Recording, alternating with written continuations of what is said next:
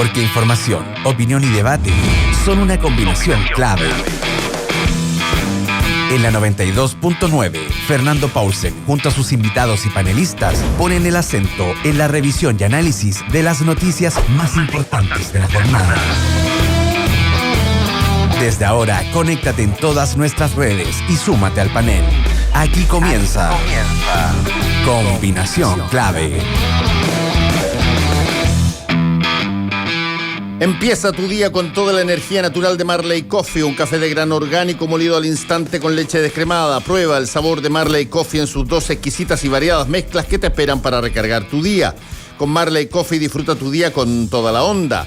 Durante la pandemia, el Parque Metropolitano de Santiago se ha ido adaptando a los distintos cambios relacionados a los avances y retrocesos del plan paso a paso en distintas comunas. Por eso te invitamos a estar informado sobre cuáles son los accesos y horarios disponibles para que disfrutes de este gran pulmón verde de Santiago, que cuenta con más de 700 hectáreas de naturaleza. Para estar al día, busca esta información en el sitio web parquemed.cl y en sus redes sociales @parquemedmimbu. Y a ustedes que les gusta leer, que les gusta tener buena lectura, megustaleer.cl junto a Radio La Clave lo invitan a concursar por los mejores libros que vamos a presentarte semana a semana acá en Combinación Clave. Para participar solo debes seguir y mencionar a @penguinlibroscl y @Radio La Clave en Twitter y contarnos por qué quieres ganar el libro que sorteamos hoy. Descubre más títulos en www.megustaleer.cl. El libro que tenemos hoy día es un libro flamante que acaba de salir, Antología Feminista de las Tesis, y lo pueden buscar. Esta antología feminista seleccionada y prologada por el colectivo Las Tesis ofrece una visión particular de los feminismos y una introducción a las principales ideas y trayectorias vitales de un sinnúmero de escritoras, poetas, artistas, filósofas, historiadoras y ensayistas que han marcado la historia del arte, de la cultura y del pensamiento, dice en parte el resumen del libro. Las Tesis, antología feminista, ya saben, deben concursar a través de Twitter mencionando @penguinlibroscl y @Radio La Clave y decirnos por qué quieren ganar el libro que sorteamos hoy. Vamos a tener libros todo el tiempo de ahora en adelante hasta el fin del universo. Ya, vamos a nuestra primer panel de esta mañana. Francisco Martorell, ¿cómo estás, Pancho? Hola, Fernando, buen día, ¿qué tal? ¿Cómo estás? Y también Alberto Mayol desde España. ¿Cómo estás, Alberto? ¿Qué tal, Fernando? ¿Qué tal, Oye, Pancho? antes que nada, Alberto, ¿qué es esa barbaridad que está llegando desde España sobre la situación de la inmigración? Lo que está pasando en Ceuta. Sí, efectivamente hay la acusación que hace España es que Marruecos estaría deliberadamente prácticamente empujando procesos migratorios. Uh-huh. Y que al ser frontera de la Unión Europea, la Unión Europea lo ha confirmado, que está de acuerdo con que debe ser detenida esa migración porque parece ser más bien una acción de política de Estado más que un acto de refugio. Más que una verdadera Entonces refugio. hay una conflictividad enorme en la frontera. Sí, son bien feroces entre Marruecos y Ceuta. Sí, son bien feroces las imágenes y todo lo que hay, pero te quería preguntar por si había algo más detrás de eso. Sí, hay Fernando. De hecho, Marruecos es de alguna manera el país que garantiza si ingresan o no miles de inmigrantes africanos o subsaharianos a Europa. Y tiene la llave, el control. Si uno va a la zona de Tánger, por ejemplo, tú ves las rejas altas y todo impide que crucen desde el puerto a esa zona, pero hay lugares de donde se puede ir o nadando o saltando muros. Ahora, ¿cuál es el conflicto que hay de fondo? Es decir, hace alrededor de un mes aproximadamente, a Marruecos llegó el líder del Frente Polisario y está internado en un hospital de Logroño, en una clínica por COVID.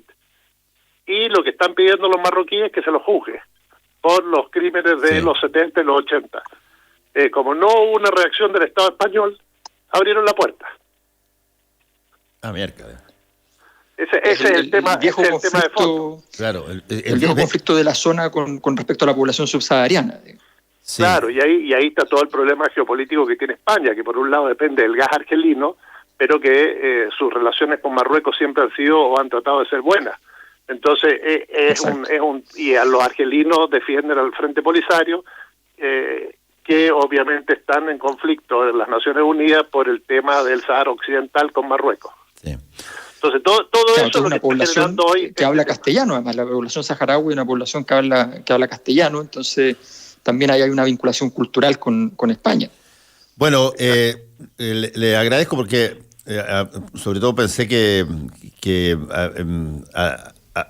ya que tú estás allá, porque vi las noticias anoche y eran situaciones muy fuertes. No, las imágenes son tremendas, además la movilización del ejército español y que tanques esperen a migrantes desesperados a la orilla de la playa es muy fuerte. Hay mucho además que se pierden en el camino para entrar a esa zona, que antes no había control, antes los marroquíes podían tanto a Ceuta como a Melilla pasar sin ningún problema. Muchos obviamente se ahogan y no llegan, es decir, es una situación humanitaria muy complicada que obviamente preocupa a Europa, porque imagínate la cantidad de migrantes que le llegan en un momento complicado también desde el punto de vista sanitario, y también complica a Marruecos, que de alguna manera va a tener que negociar con España para que esto no siga adelante. Bueno, mientras tanto, como diría alguien, acá estamos recibiendo los primeros embates de lo que fue el acto eleccionario del sábado y el domingo, y empiezan a producirse las cosas que evidentemente tenían que en algún momento dado producirse. La primera es la renuncia del presidente de la Democracia Cristiana. Yo no he visto, y lo he dicho ya bastantes veces, no he visto desde que yo tengo memoria política y sobre todo desde el retorno a la democracia, una estrategia de elección constituyente más mal planificada que la de la Democracia Cristiana, que solamente obtuvo uno, ganando 45 alcaldes y muchos concejales y teniendo una base muy poderosa. Uno que además es el presidente del partido, digamos, expresidente del partido. Exacto, y un independiente que iba en la lista. Ahora, yo quiero Fernando, un poco hacer memoria, porque hoy lo que mucho está en juicio es el análisis político, ¿no? De lo que se dijo antes y de lo que realmente ocurrió. Y siempre hablamos de alguna manera que esto iba a ser un rito, pero que los invitados tenían mucho que decir.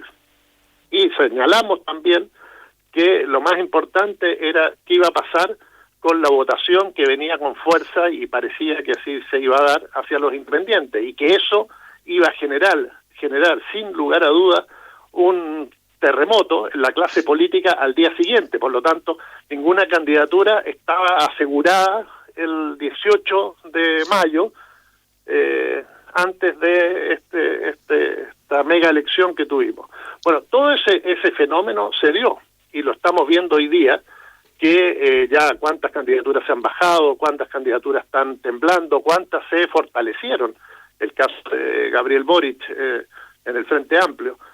Es decir, hay una serie de situaciones que, si bien caminábamos por un túnel oscuro, porque no teníamos encuesta, había un barómetro de la sociedad que lo estábamos utilizando, pero no la podíamos ocultar con mucha fuerza. La participación fue lo suficientemente razonable, digamos 43,5, como para que sea legítimo, considerando que las elecciones municipales anteriores votaron solamente un 36% y en el plebiscito fue un 50%.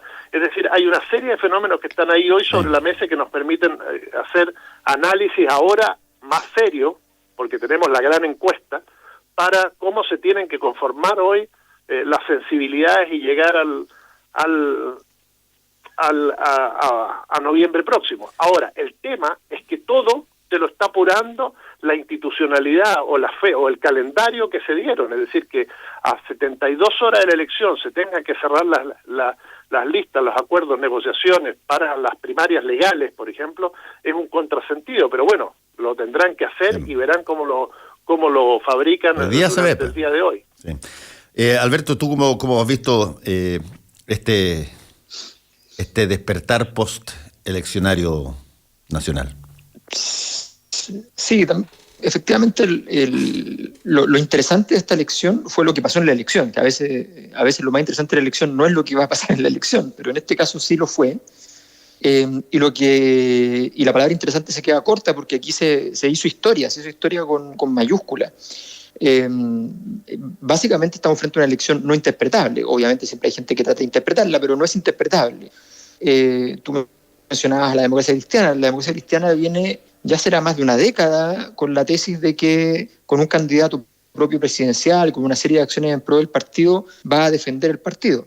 Hoy tienen que ir a mirar su planilla y observar con sorpresa, me imagino, que lo único que han hecho es destruir el partido de mayor duración y mayor tamaño en la historia de Chile. Se desvanece y se les va entre las manos. Pero esa destrucción de la democracia cristiana en realidad nos habla de una cosa más grande que tiene que ver con el fin del proyecto concertacionista. El proyecto concertacionista que era, digámoslo así, con la frase de Lagos, crecimiento con igualdad. En el fondo, la idea de mantener el modelo económico, que es un modelo pro crecimiento, pero con un segundo lugar de un barniz de igualdad que sencillamente fracasó. Y en ese contexto, el proyecto de la concertación y sobre todo el de Lagos era darle un contenido político, un proyecto que no tenía contenido político, que tenía un contenido político jurídico construido para la Constitución del 80, pero que no tenía un contenido político propiamente tal. Los partidos de derecha no son partidos en el sentido estricto del término, son más bien, se ha visto, son operadores de intereses, tienen un discurso distinto. Y en tercer lugar, creo que es muy importante destacar que esto estamos haciendo el recuento de todo lo que termina, que siempre es más fácil saber qué es lo que se murió, qué es lo que están haciendo. Y lo otro que revela su fracaso rotundo es el caso de la derecha, y la derecha entra en una crisis existencial, a mi juicio, muy importante, porque a la derecha oligárquica, que es una derecha más encapsulada, una derecha de patrones de fondo, digámoslo en términos de la caricatura, a esa derecha nunca le había pasado esto. Esa derecha que era muy, muy vertical, muy jerárquica, muy poco dada a las libertades, sin embargo, lograba mantener una estructura de poder que le permitía conservar su tercio, más o menos siempre, pero conservar su tercio. Sí. Esta derecha nueva, supuestamente moderna, supuestamente mucho más exitosa, capaz de conducir a Chile a un mundo de emprendimiento, esta derecha pierde toda aquella capacidad hegemónica de conquistar alguna clase de voto que esté más allá de los intereses propiamente de su sector ideológico o de su sector de clase.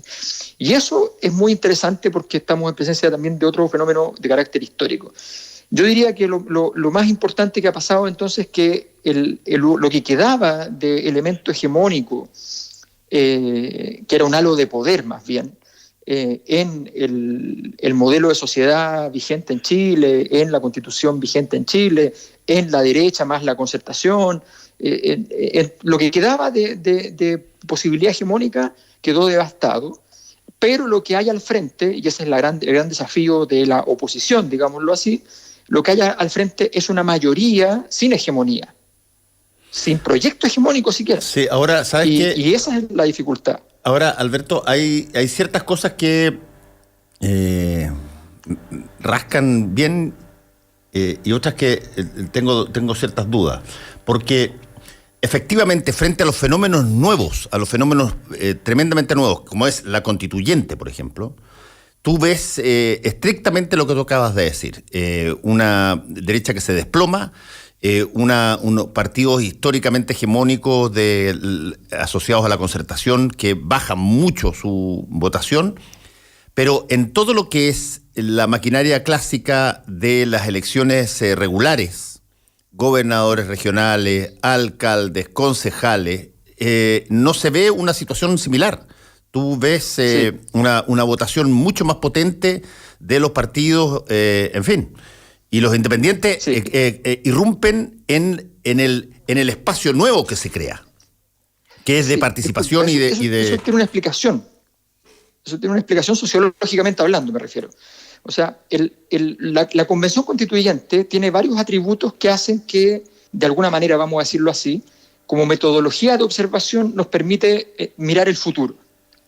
Básicamente porque los mecanismos de intermediación política, o sea, el sistema político en todas partes del mundo es un sistema que viene un fenómeno social por un lado, entra al sistema político y sale diferente el proceso social. Esa capacidad de intermediación del sistema político está muy vigente en los procesos electorales a través de los sistemas de las legislaciones sobre partidos políticos, las formas de inscripción, todas estas cosas que vemos en esta misma fecha que se mueve vertiginosamente.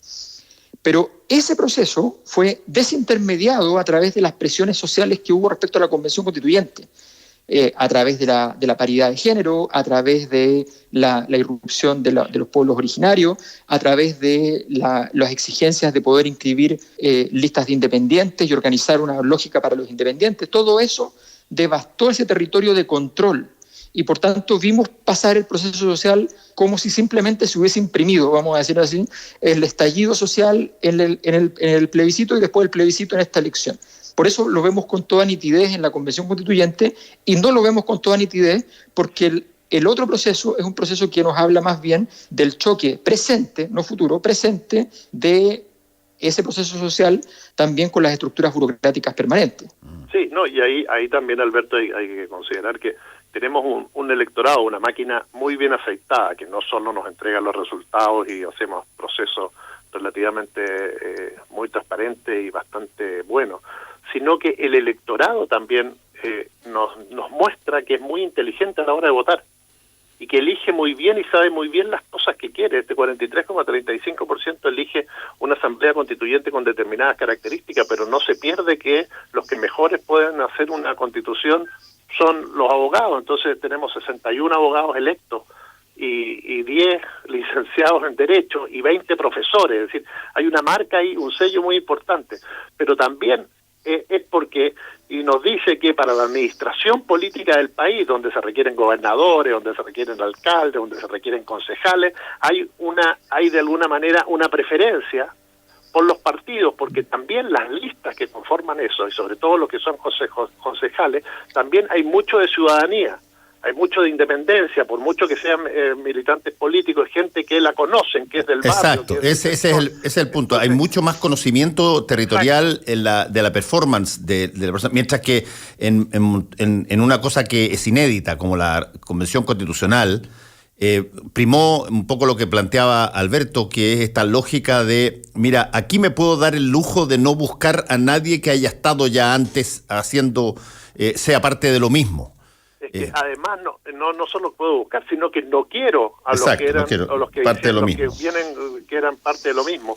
Quiero que esta Constitución me represente. ¿Y quién me representa mejor en un país donde hay un 95% de independiente que un independiente con determinadas características, que puede ser desde la Machi Linconao hasta la tía Pikachu o hasta un abogado letrado constitucionalista? Es decir, hay una lógica muy clara en ese voto. Ahora, esa conformación y esa lectura nos permite de alguna manera hablar de algo en estas elecciones, pero los otros resultados también, por mucho que sean muchos partidistas, donde haya una lógica más parecida a la antigua, también emerge claramente una diferencia. Es decir, la derecha se parapetó porque ha tenido resultados electorales quizás no tan malos como este, pero sí los tuvo en el 93, por ejemplo, con las elecciones donde fue el candidato Arturo Alessandri, recuerden, sí, sacó cerca del 25, un cuarto, pero se parapetaba en un sistema político que le permitía garantizarse el tercio, que es lo que quiso hacer en la constituyente. Y había senadores designados también, pues. La constitución te daba fuerza, digamos. Exactamente, es decir, ahora lo que demuestra es que esta es su votación y que quizá el país de los 3 tercios ahora pasa a ser como un país de los 4 tercios, si lo miras por todos lados, donde irrumpe la ciudadanía también en algunos elementos, sobre todo en gobernaciones, el caso de Mondaca en Valparaíso. Es decir, hay como esa cosa que siempre llamamos la sociedad civil, la que se encarama también a esta discusión e ingresa de alguna manera por la puerta ancha a la política de gestión, a la alcaldía, a la concejalía o a las gobernaciones. Entonces, este mapa es el que van a tener que leer o lo que están leyendo los partidos. Por eso es tan importante cuando ayer yo veía a Jasna Proboste, cuando se la intima al estilo de la vieja política, a tomar la decisión ya, tienes 24 horas, si no te quedas fuera de las primarias. Y ella dice, no, démonos un tiempo.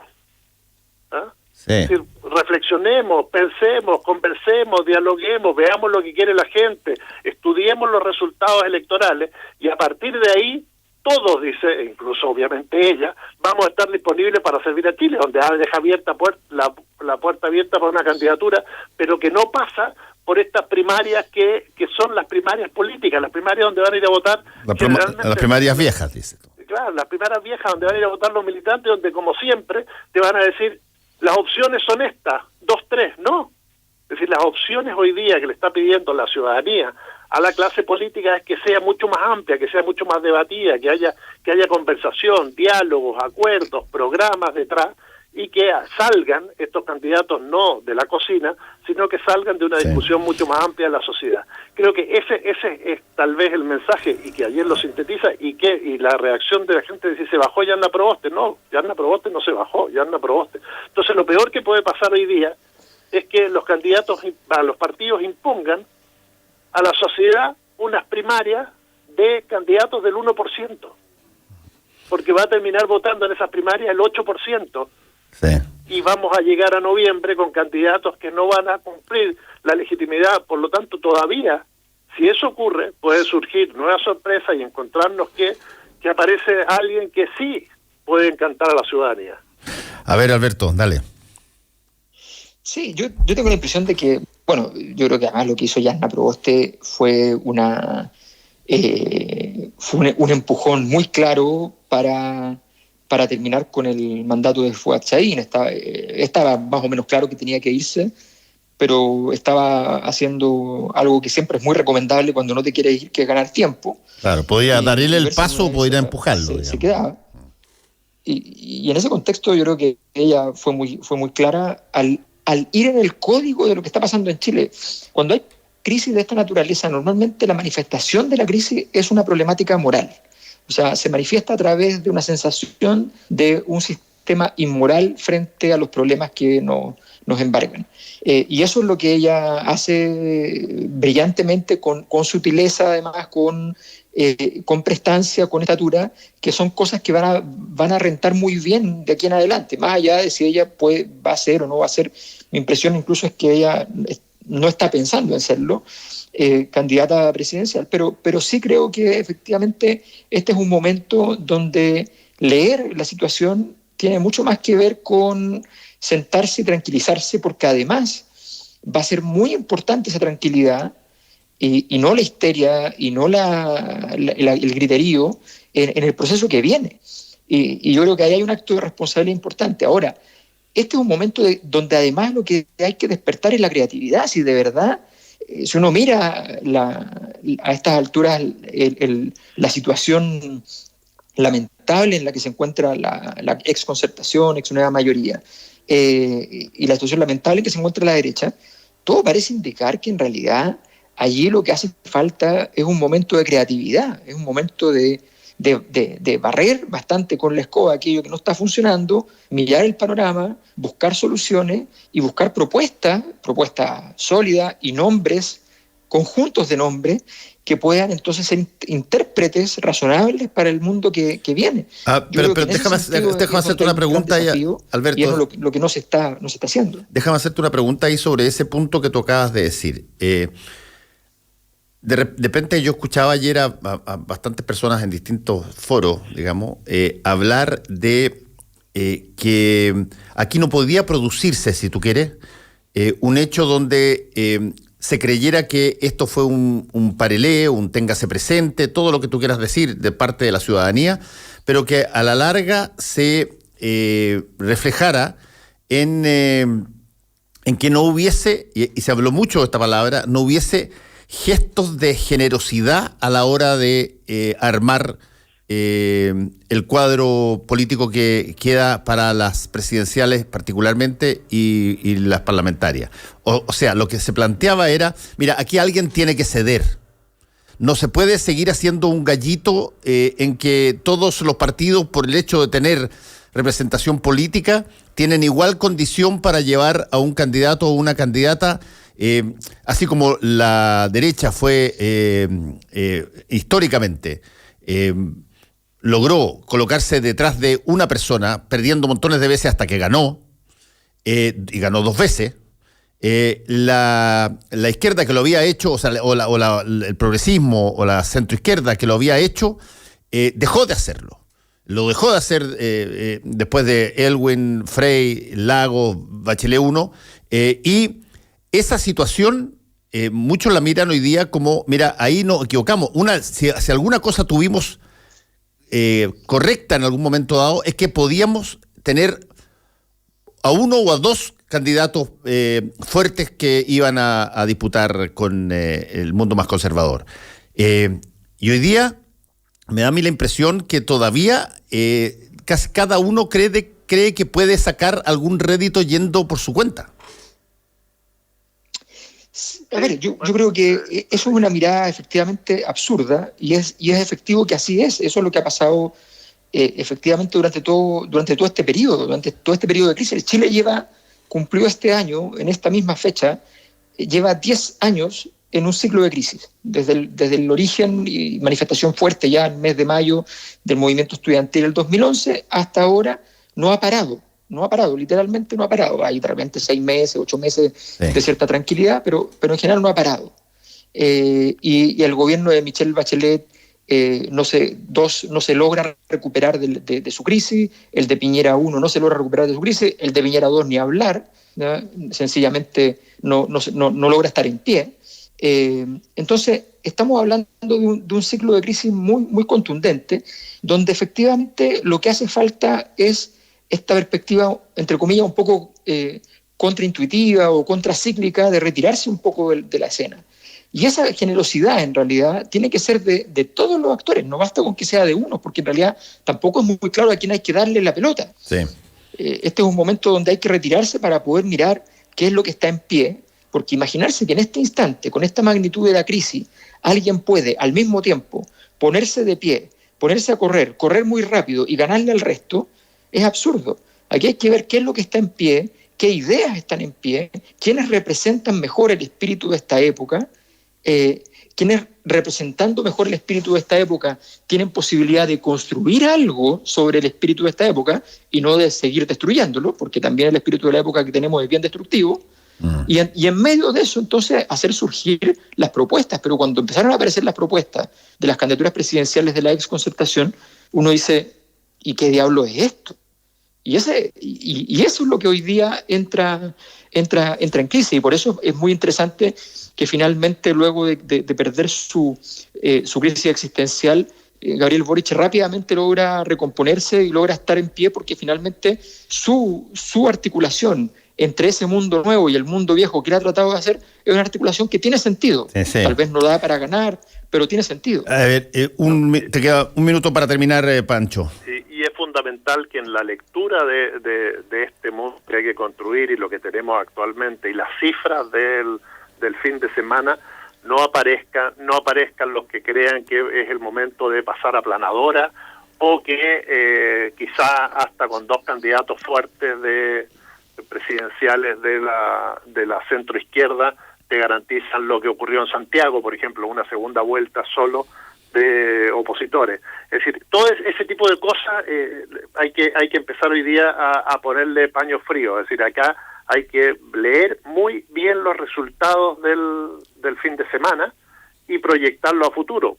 Además, esto lo tiene que hacer el gobierno, que ya sabe que hoy está en las soledades más absolutas después de la forma en que lo han tratado los candidatos de su sector en estas 48 horas, y lo que se le viene es fuerte. Por lo tanto, tiene que buscar también, porque necesitamos un gobierno que sepa administrar y continuar hasta marzo del próximo año bien, tiene que buscar la manera de meterse también y leer estas cifras para entender que para administrar va a tener que buscar acuerdos, conversaciones, diálogos y no imponer desde ningún momento, en ninguna tribuna, alguna de sus ideas locas o leyes que van en contrasentido con lo que la sociedad quiere.